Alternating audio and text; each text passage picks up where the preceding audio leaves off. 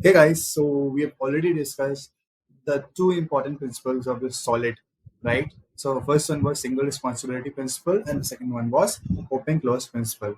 Now we are going to discuss the third important principle, that is Liskov substitution principle or LSP. So let's go to the slide first.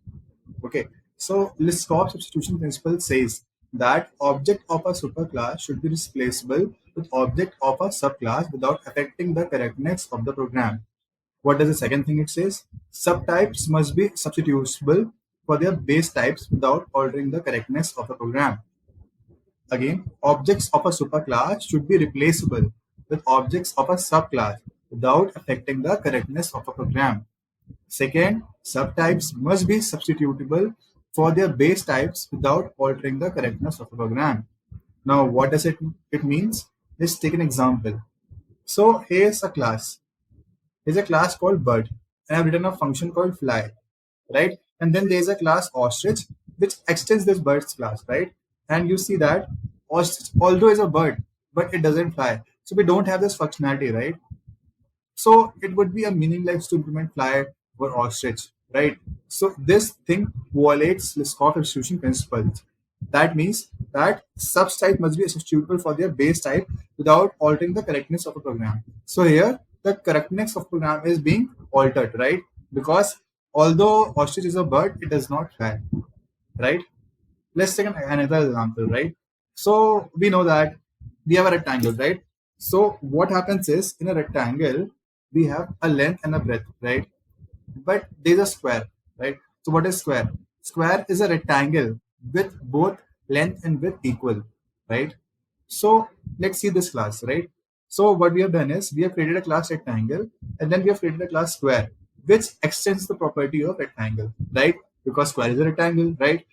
But as we know that square has same width and same height. So we have created a function set width which has set same width and same height, right? So what is happening? This set width, sorry for that. So this set width is basically overriding this method of rectangle class. So now if you see the main function, we have created the object of a square, right? And what we are doing is we are calling this width. So this width will be called, right? And if you pass 5, although we are calling the object of a rectangle, we create the object of a rectangle and we have passed the instant of a square, what will happen is when we will set width of 5, so it will be set 5, right? And the height will also will be set 5. But again, when you will set height for 10, so the height will be set. So again, the width will change, right? So the area of rectangle, what will be the area of rectangle? It will be 10 into 10. That will be 100, right? Although we have created the rectangle object, still the height and width are getting changed, right? Although we are setting the width first and the height first, but the later one is getting taken, right? Because it is overriding this method. So Liskov says separate the functionality of the two. Although they belong to the same type, separate the functionality because the correctness is being altered, right? Because although square is a type of rectangle, but if you see the properties of a square, it is little bit different from rectangle, right? Because the length are same, length and width are same, but in rectangle both are different, right? So if you see the correct code for this, so how we'll make it? We will create an interface shape and square will implement this shape and rectangle will implement this shape.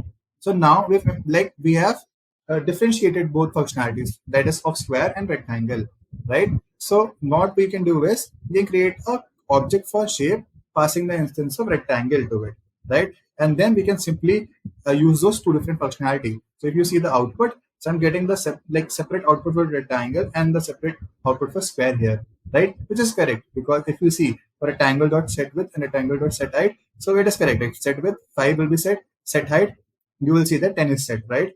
And same for square. If we set width for 5, so both will be setting, right? Height and width both will set with 5. That is why square area is coming as 25. And for rectangle, it is coming as 50. So this is what this core principle says.